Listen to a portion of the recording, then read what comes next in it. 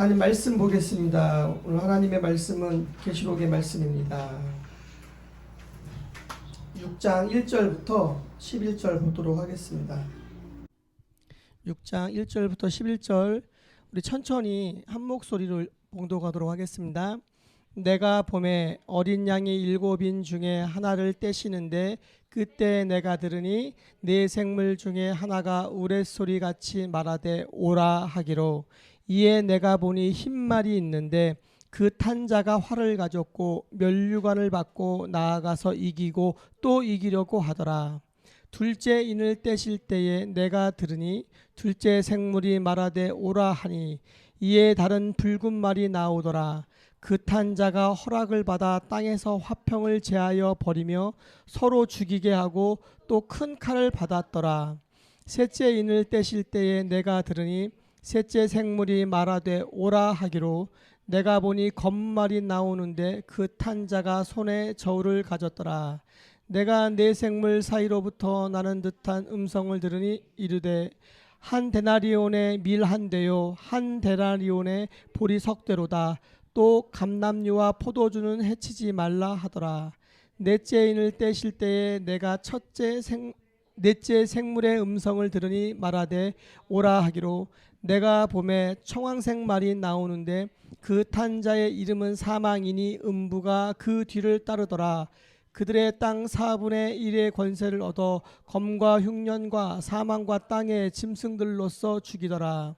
다섯째 인을 떼실 때에 내가 보니 하나님의 말씀과 그들이 가진 증거로 말미암아 죽임을 당한 영혼들이 제단 아래에 있어 큰 소리로 불러 이르되 거룩하고 참되 대주제여 땅에 거하는 자들을 심판하여 우리 피를 갚아주지 아니하시기를 어느 때까지 하시려 하나이까 하니 각각 그들에게 흰 두루마기를 주시며 이르시되 아직 잠시 동안 쉬되 그들의 동무 종들과 형제들도 자기처럼 죽임을 당하여 그 수가 차기까지 하라 하시더라. 아멘. 마지막 때를 살아가는 그리스도인이라는 제목으로 오늘 말씀 전하도록 하겠습니다. 우리 시리즈 설교는 잠시 멈추고 대림절이어서 대림절 절기에 맞춰서 오늘 말씀 이어갑니다.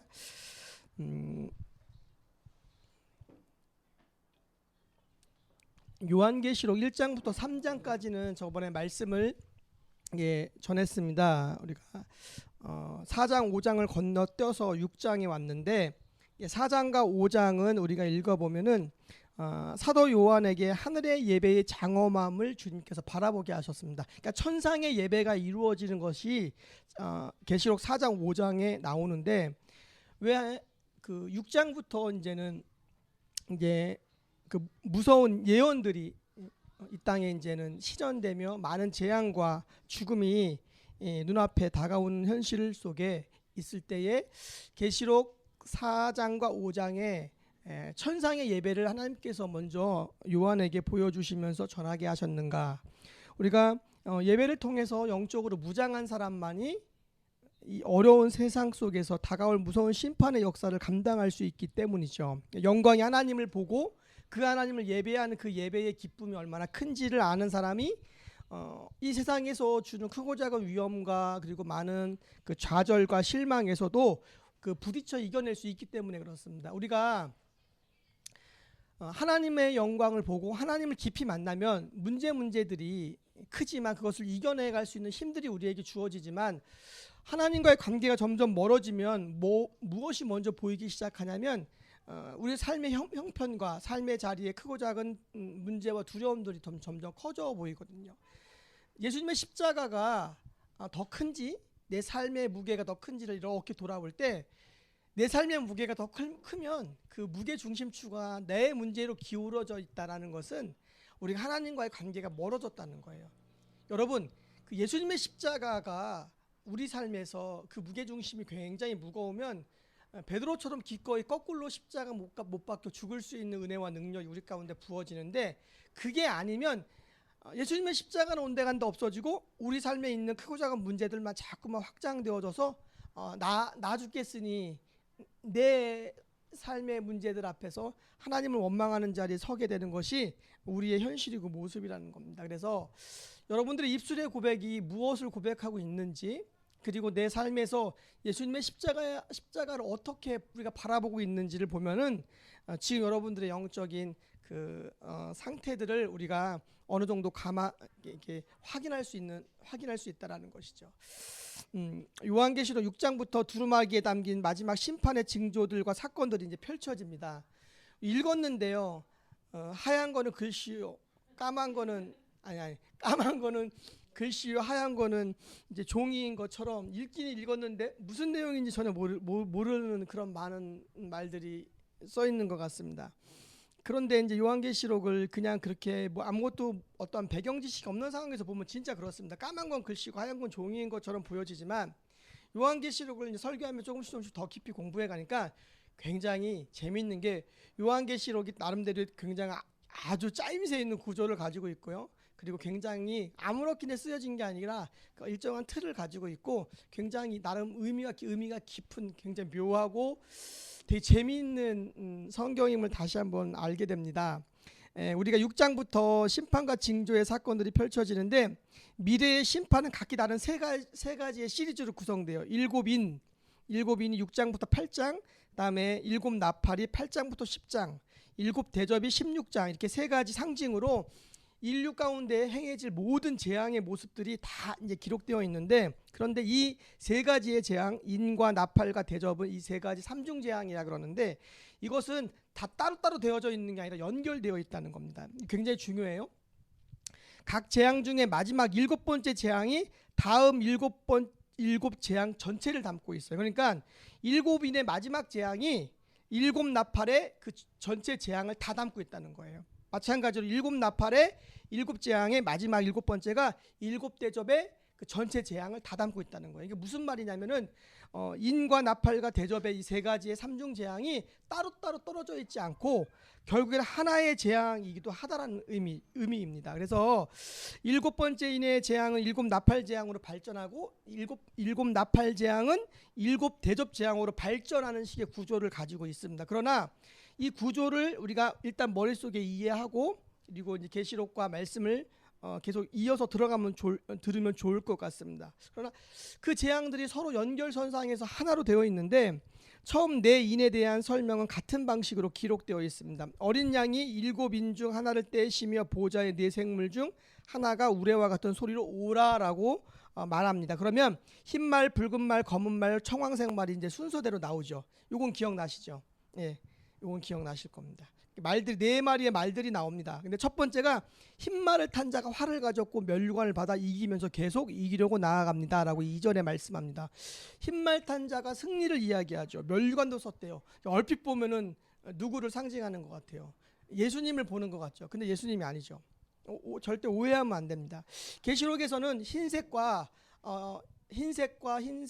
흰말은 굉장히 좋은 의미로 많이 드러나지만 그러나 이 부분에 있어서 흰말 탄 자는 예수님이 아니고요. 전체 본문을 보면은 흰말로 시작해서 8절에 땅의 짐승으로 끝납니다. 그러니까 흰말은 그 2절 3절만 보면 예수님처럼 보이지만 흰말이 땅의 짐승이래요. 그러면은 흰말은 예수님이 아니죠. 예수님 짐승인가요? 아니죠. 그렇기 때문에 예수님이 땅의 짐승은 분명히 아니기 때문에 흰말 탄 자가 땅의 짐승은 아니라는 사실이죠.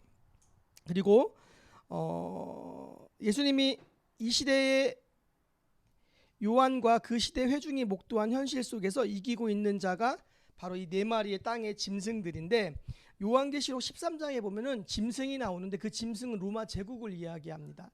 그래서 다른 말로 말하면 로마의 그 황제가 주님이자 하나님이라는 칭송을 받고 메시아 노릇을 해요.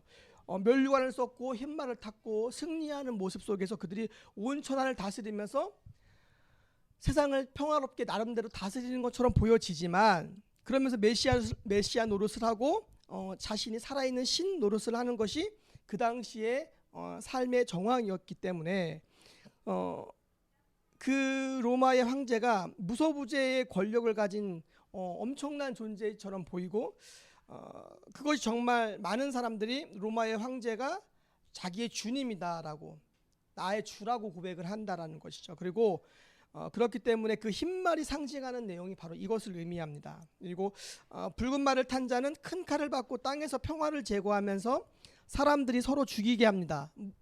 전쟁을 의미하죠. 예, 붉은 말은 전쟁을 의미하고 검은 말을 탄 자는 손에 저울을 들고 나타납니다. 네, 뭐라고 6절에 말씀하냐면 한 데나리온의 밀 한 대요, 한 데나리온의 보리 석 대라는 소리가 나옵니다. 들리는데 이는 이제 당시 정상적인 밀값의 약 8배에서 많게는 16배라는 것이죠. 그러니까 평소 보리값의 5배 이상이 되는 매우 비싼 표현을 본문의 6절이 하고 있다는 겁니다. 무슨 말이냐? 쌀값이 올랐다는 얘기예요. 쉽게 우리말로 표현하면. 그러면 그건 뭐예요? 식량이 점점 줄어들어서 기근을 의미한다는 것이죠. 검은 말 탄 자는 기근을 의미하고 청황색 말을 탄 자의 이름은 사망이며 음부가 그를 뒤따른대요. 청황색이라는 것은 파랑색이랑 노란색으로 혼합된 그런 초록색 비스무리한 뭐 그런 거라고 느낌으로 우리가 아실 거예요. 그런데 그것은 사망이고 결국에는 그 영원한 멸망의 음부가 뒤를 따른다라고 이야기합니다.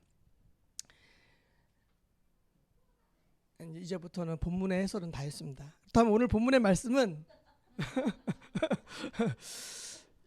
로마 시대만을 의미하는 걸까요? 그 시대만을 로마 시대부터 지금 오늘 우리가 살아가는 이 세계의 모든 전 인류의 역사 속에 전쟁과 기근과 죽음은 계속되고 있다는 거죠. 그러니까 로마 시대를 살아가는 그리스도인들을 향하여서 사도 요한이 본 환상을 가지고 편지를 써서 그들에게 보냈지만 그러나 로마 시대만을 의미하는 게 아니고 2000년의 시공간을 넘어서 오늘 저와 여러분들에게 주시는 말씀이에요. 500년, 1000년, 1500년, 2000년대 그 시대를 살아가는 모든 그리스도인에게 주시는 말씀입니다. 인류 역사는 전쟁과 기근과 핍박과 죽음으로부터 자유로웠던 때는 한 번도 없었다라는 거죠. 이것이 인류의 역사 아래 계속 이어지는 보편적인 고난의 현실이 바로 저와 여러분들이 살아오는 현실이고 그것이 요한계시록의 그 당시에 회중들 그리스도인들이 처했던 현실이었고 우리가 이 세계가 살아가는 현실의 모습이라는 거죠. 저와 여러분들은 굉장히 좋은 시절 대한민국에서 태어났습니다. 저보다 나이가 많으신 분들이 별로 없어요. 갑자기 슬퍼질라 그러네. 제 나이를 먹었다는 얘기잖아. 예전에는 저보다 나이 많은 분들이 많았는데 점점 우리는 하루 3끼를 먹으면서 자랐습니다. 굉장히 어려웠어도 내가 먹기 싫어서 안 먹을 수도 있지만 웬만하면 굶는 경우는 많지 않고 하루 3끼 먹으면서 살았고 부모님들의 헌신으로 공부했고 이만큼 우리가 지내왔습니다. 그런데 저희 부모님 세대만 해도 좀 다르죠. 저희 어머니 아버지 세대만 해도 전쟁을 겪은 세대죠. 물론 어린 시절이었습니다. 우리 아버지께서 항상 살아계실 때 당신이 6.25 때 보리 3마를 메고 다녔다고 그러셨게 얘기를 하셔서 저는 진짜로 믿었습니다. 근데 계산을 해보니까 아버지가 4살이었더라고요. 그러니까 선우만한데 당신께서 보리 3마를 이렇게 웃자고 하신 얘기인데 그래서 어머니께서는 깐난쟁이셨고 그리고 신탄진 이모님께서 우리 어머니 기저귀를 들고 피난길을 다니냐고 되게 고생하셨다는 얘기도 들었습니다. 그러면서 전쟁의 기억은 많이 없을 수 있지만 어려서 그러나 전쟁 이후에 폐허됐던 대한민국의 그 현실 속에서 제 부모님 세대는 이제 성장하셨고 어려운 시절을 살아오셨다라는 거죠. 하루 3끼 먹는 것을 걱정하는 시대를 살아오셨잖아요. 우리 부모님 세대들은 우리의 연배에 따라서 각자 부모님들의 그 살아오신 배경이 다르긴 하겠지만 우리 부모님들은 그렇고요. 우리의 할머니 할아버지들은 일제 시대를 경험했거든요. 저희 할아버지는 강제징용의 피해자셨고 끌려갔다 3년 만에 돌아오셨거든요. 만약 할아버지가 못 돌아오셨으면 저는 없는 거예요. 우리가 역사책에 기록됐던 그 많은 그 비극적인 상황들의 주인공이셨던 분들이 저와 여러분들의 바로 가장 가까운 부모요 할머니 할아버지셨던 분들이죠. 우리가 나이가 어린 친구들은 뭐 저와 좀 다르겠지만 그 어린 우리 청소년들의 할머니 할아버지들도 그 시절을 다 겪었던 분이잖아요. 일제 시대를 경험하지 못했다면 6.25를 경험하셨을 것이고 그런 시절을 살고 오늘 우리 대한민국이 이만큼 하나님의 은혜 가운데 성장하고 발전하고 우리 어려운 중에서도 이만큼 우리가 살아갈 수 있다라는 겁니다. 제가 말씀을 준비하면서 이제 오늘 아침에 그 데이터를 봤어요. 전 세계적으로 코로나 때문에 몇 명이 사망을 했는지 1518만 6608명이 죄송합니다.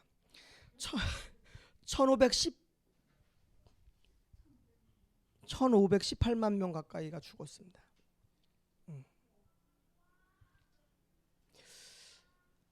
그래서 오늘 아침까지 목숨을 잃었습니다. 코로나가 내년 1년을 더 갈 텐데 전 세계적으로 얼마나 많은 사람이 목숨을 잃을까 생각이 됩니다. 앞으로 새로운 전염병들이 우리에게 올 것입니다.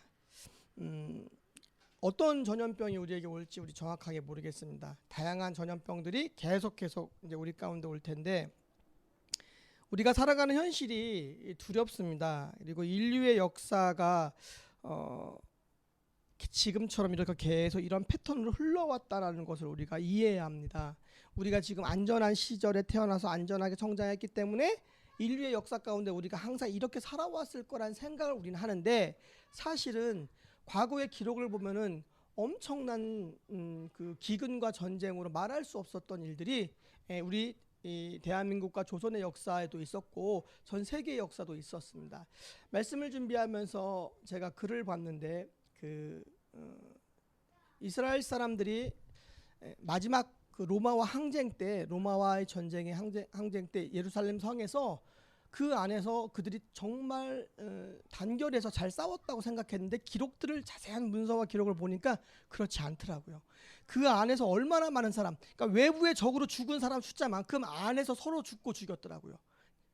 로마의 티투스 장군에 의해서 예루살렘 성이 포위되면서 그러면서 많은 사람들이 식량이 없어졌는데 식량이 없어지면서 먹을 게 없어지자 자식을 잡아먹었다 그러잖아요.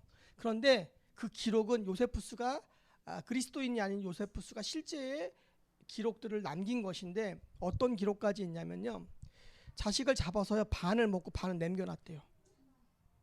남겨놨는데 그 식량을 구하려고 다니는 그런 사람들이 또 그 집에 쳐들어왔는데 그 엄마가 그 남은 자식 반 이거 드시라고 줬대요. 그걸 보고 그 사람들이 기겁을 하고 도망을 갔다라는 그 글을 제가 어제 읽고선 되게 충격을 먹었습니다. 그러니까 인간이 자기의 정신으로 자기 자식을 잡아먹을 수는 없겠죠. 사람이 자기의 정신을 잃어버렸고 자기의 마음이 아니라 짐승의 마음으로 사단이 주는 마음으로 자기 자식을 잡아먹는 비극을 겪었고 이런 것은 비단 그 시절의 이야기가 아니고 조선시대에 대기근이 2번 있었는데 그때도 이런 비슷한 일들이 굉장히 많이 있었습니다.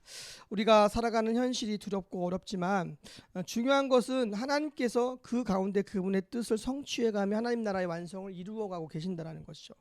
저와 여러분들이 오늘날 그 역사의 중심에 서 있습니다. 제가 전임 전도사 시절 청년부 사역을 할 때 청년들한테 이런 질문을 던졌습니다. 40년 후에 예수님께서 재림하신다면 너희 어떻게 인생을 살래? 그랬더니요 그 소그룹을 할 때 굉장히 거룩한 대답들이 나왔어요.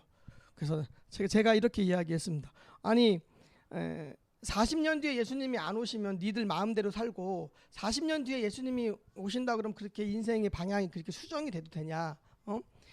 우리 개인의 역사가 끝나든 아니면은 우주의 역사가 끝나든 결국에는 우리는 종말을 향해서 달려가고 있거든요.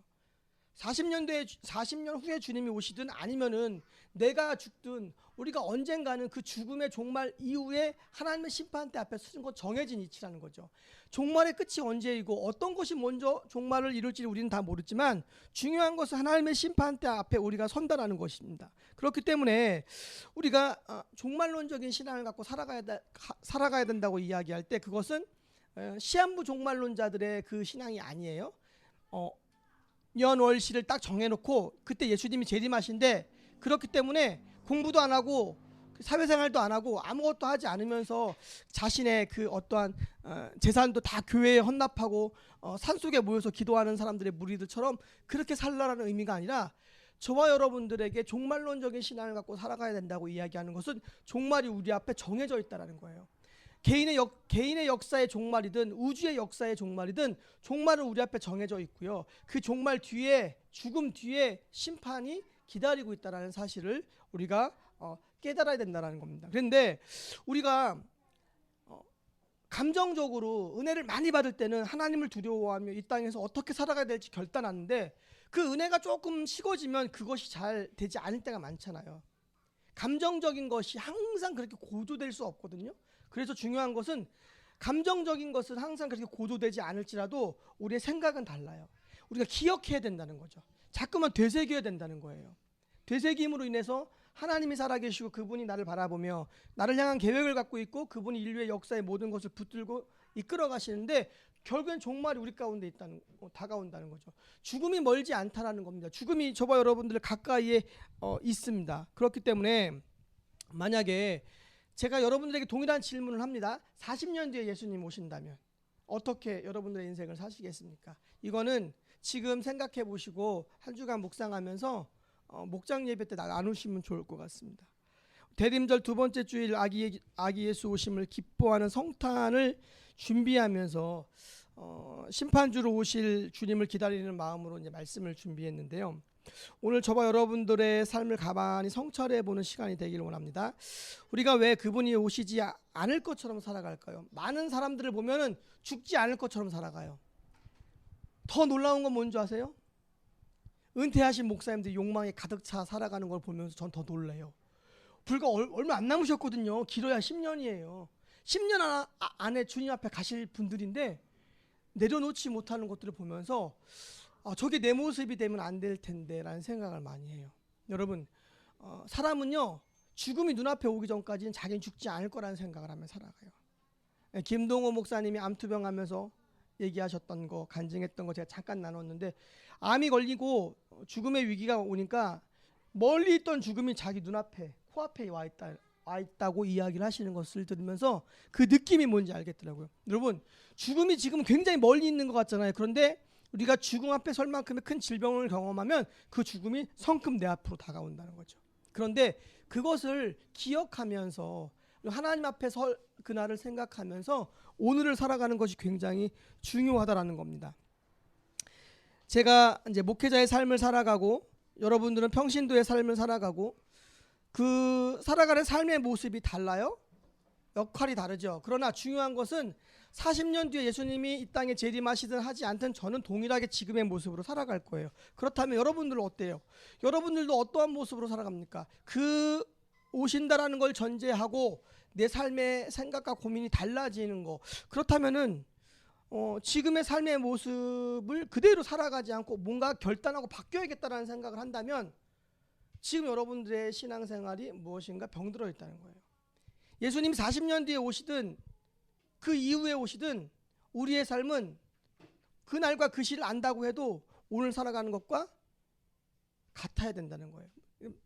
다시 정리하면 그분이 오시는 날을 우리가 알아도 몰랐을 때는 내 마음대로 살고 알았을 때는 새롭게 결단하는 삶을 살아가는 게 아니라 그것을 모르더라도 우리가 항상 지금 이 모습으로 주님이 오시는 그날까지 살아가는 결단이 있어야 된다는, 그게 건강한 그리스도인의 모습이라는 겁니다.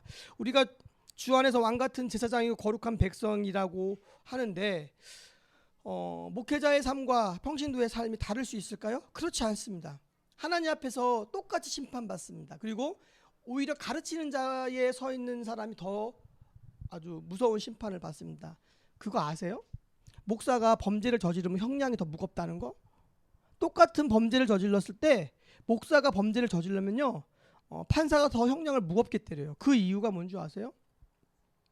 사회에 모범이 되고 사람들을 선한 쪽으로 이끌어가야 될 역할과 그 직분이 있는 사람이 더 악을 행했기 때문에 이 형량이 더 높다는 거예요.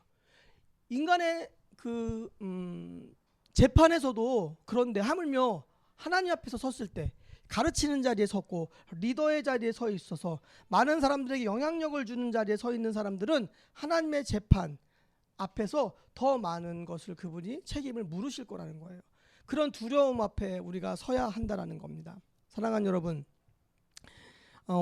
우리가 직분의 차이는 있고 교회 안에서 역할의 차이는 있지만 목사요, 평신도요, 어떤 리더요, 각자의 역할에 있어서 그 역할의 차이일 뿐이지 주님 앞에서 동일한 자녀이고 그리스도인, 수평적인 관계라는 거죠. 수평적인 관계인데 한국 교회를 보면 어때요? 수직적인 관계인 게 느껴지시죠? 중세 카톨릭처럼 한국 교회가 수직적인 그런 어떠한 그 서열의 관계처럼 되어지고 중직자를 뽑으면서 그것이 자기 마음대로 되지 않을 때 교회를 나가고 갈등이 생기고 문제가 생기는, 여러분 장로 권사가 되는 자리가 교회의 리더로 서는 자리가 하나님 앞에 더 많은 것을 책임져야 될 자리가 두려운 자리인데 그게 감투라고 생각하기 때문에 내 욕망대로 되지 않기 때문에 큰 소리 내고 싸우고 다투는 일이 벌어진다는 거죠. 굉장히 문제가 많다라는 겁니다. 여러분, 분명히 우리의 역할의 차이가 있지만 중요한 것은 우리의 직분에 상관없이 주님 앞에 똑같은 하나님의 자녀고 수평적인 관계로서 형제와 자매이고 머리 되신 예수 그리스도 안에 서로 연결된 지체라는 것을 우리가 다시 한번 생각하고 깨달아야 된다는 겁니다. 손이 발을 향해 냄새난다고 할 수 없고 귀가 코를 향해 잠잘 때 너 너무 시끄러워, 야 숨 좀 쉬지 말아봐 라고 귀가 코한테 이야기할 수 있겠습니까? 그렇게 할 수 없죠. 왜? 죽기 때문에. 우리가 그 교회 공동체 안에서 역할과 질서와 차이는 있지만 모두가 수평적인 관계이고 그리고 그 관계 안에서 서로가 서로를 향하여 사랑하는 마음을 품어가야 되는데 그게 안 되기 때문에 신앙생활이 어렵고 교회 생활 속에서 어떤 한계들을 느끼는 거예요. 최근에 제가 아는 전사님 한 분이 사역을 좀 쉬겠다고 이야기해요. 전에 들은 소식에 의하면 전사 사역을 하면서 목회가 이런 거라면 난 목회 안 하겠습니다라고 이야기했대요. 그 굉장히 순수한 마음으로 사역을 시작했는데 교회 사역에서 현실은 그 교회가 문제가 있는 교회가 아니에요. 그 담임 목사님도 좋으신 분이에요. 그런데 사역자로서 교회 생활을 할 때 느끼는 어려움들이 있거든요. 그건 해본 사람만 알아요. 그런데 성도들 앞에서 나를 좀 감춰야 되고 거리를 둬야 되고 우리가 예의를 지키는 것은 중요하지만 절대 나의 어려움을 얘기할 수 없고 그런데 그게 목회면서 항상 긴장하면서 관리인으로서 사역을 한다면 나는 사역을 하지 않겠다 라는 이야기를 들으면서 그 전사님이 뭐 때문에 그렇게 힘들어하는지 알겠더라고요. 한국교회가 병들어가는 것은 우리가 공동체의 의식이 잃어버려지고요. 그리고 사역자들은 관리직으로 변질됐고 담임 목사는 교회를 운영하는 월급쟁이 사장님으로 전락했기 때문에 그래서 장로님들이 들들 볶아요. 교회가 왜 부흥하지 않냐고.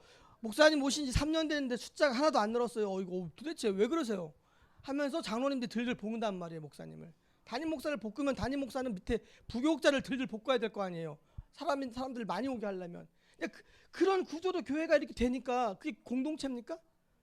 수익을 내어서 이익을 창출하는 이익 집단과 교회가 뭐가 다를 바가 있냐고. 그렇게 교회가 흘러가기 때문에 그 안에 있는 사람들이 아프고 병든다라는 거예요.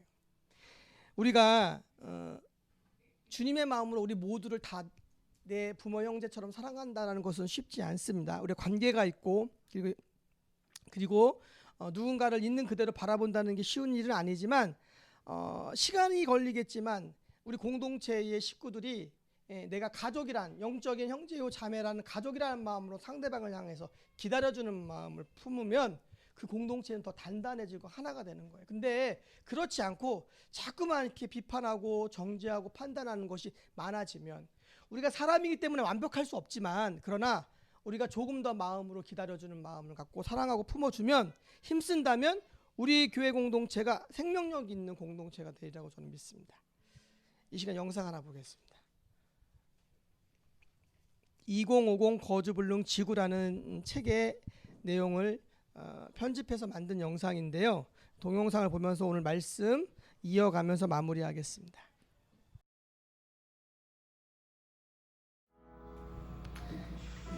우리 인류 앞에 놓여있는 현실입니다. 2050년의 비극적인 현실을 보여주고 있는데 10년 전에 제가 공부할 때 육도의 암흑이라는 책을 가지고 발제를 하고 그 다큐멘터리도 있어요. 그것도 보고 영상도 보고 함께 나눴는데 그 당시에 지구가 0.7도 올랐다고 했습니다. 0.7년, 10년 전에 지금 몇 도 올랐는지 아세요? 1.5도. 지금 1.5도 올랐으니까 10년이라는 사이에 거의 2배 이상 0.8도가 오른 거죠. 우리는 생각합니다. 1도 이거가 무슨 얼마나 대수로울까? 근데 여러분 사람의 몸을 비유한다면 체온이 40도가 넘어가면 응급 상황이잖아요. 옷을 다 벗긴 다음에 이제는 찬물에 들어가야 될 정도로. 왜냐하면 40도가 넘기 시작하면 장기에 이상이 있기 때문에 그렇습니다. 그래서 아이들도 열을 체크할 때도 40도가 넘는 의사들도 놀래고 부모도 놀라는 거거든요. 제가 이제 아이를 둘 키우면서 제 손이 온도계가 됐습니다. 여러분 저한테 손을 제가 얼마나 닦은 사람이 몇 도인지 제가 압니다. 37도인지 8도인지 7도와 8도는 굉장히 다르거든요. 안고 있으면 그 느낌 굉장히 다른데 그런 것과 비슷한 원리라고 보면 됩니다. 우리 몸이 1도, 2도가 올라갈 때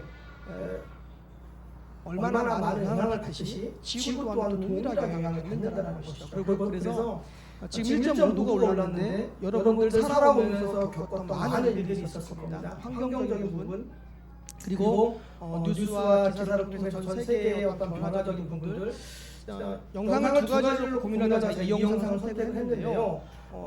그 10년 안에 굉장히 많은 일들이 있었습니다. 많은 일들이 있었고요. 기회가 되면 다른 영상 한번 더 보면 좋을 것 같은데 지금 이 상황에서 3도가 되잖아요. 3도가 되면은 우리가 얘기하는 우리가 경험했던 아주 굉장한 재앙적인 그런 기후변화로 생기는 재앙들이 일상이 된대요.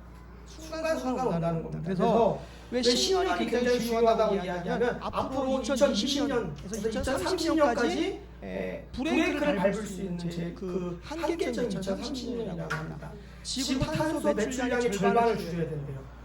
아까 영상에서 뭐라고 그래요? 강력한 사람이 나타나서 싹 다 하지 마라고 해서 절반을 줄여버리는 상황이 아니면 멈출 수가 없다. 아니면 혁신적인 기술로 무엇인가를 대체할 수 있는 것을 만들어내지 않으면 2030년부터는 온도는 계속 올라가서 2100년도에 지금과 같은 추세로 하면 4.5도가 올라간다는 거예요. 4.5도면요 정말 엄청난 재앙입니다. 그리고 그때부터는요 지구가 이제 쉴 수 없이 온도가 올라가는데 가속력이 붙어서요 3도가 지나가기 시작하면서부터 가속력이 붙어서 막 올라가기 시작한다는 거예요. 6도가 되면요 6도가 되면 지구에는 어떤 생물이 살 수 없습니다. 우리가 식상한 이야기를 계속 들어왔다고 이야기하지만 왜 우리 피부에 많이 와닿지 않기 때문에 우리는 그것에 대해서 간과하면서 살아왔습니다. 우리 모두가요. 전 세계 인류의 모든 사람들이 코로나19와 같은 질병이 일상이 되고 그리고 이제 식량 문제로 인해서 물 부족으로 인해서 전쟁이 일어나기 시작합니다. 계시록의 말씀이 오늘 우리 전 세계적인 지금의 상황 속에서 하나씩 성취되어져 갑니다.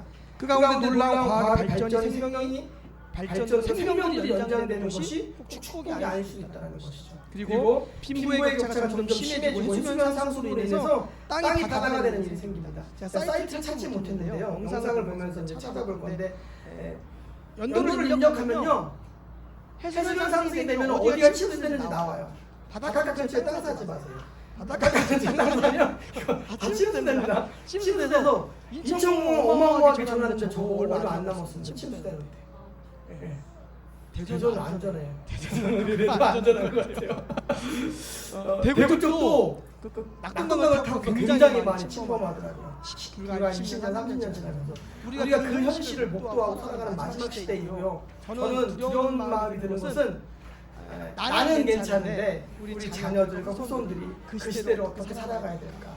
어떠한 마음으로 내가 저 아이들을 키워야 될까? 그런 생각을 말씀을 준비하면 다시 한번 많이 했습니다. 여러분 요한계시록 종말의 때에 관한 다양한 심판의 말씀을 보면서 결국에는 인간의 죄악으로 인해서 인간의 탐욕으로 인해서 산업화 이후 인간의 끊임없는 편리함과 탐욕으로 자신의 것을 쌓아 올리기 위하여 이 세상을 이렇게 병들게 만들었고요.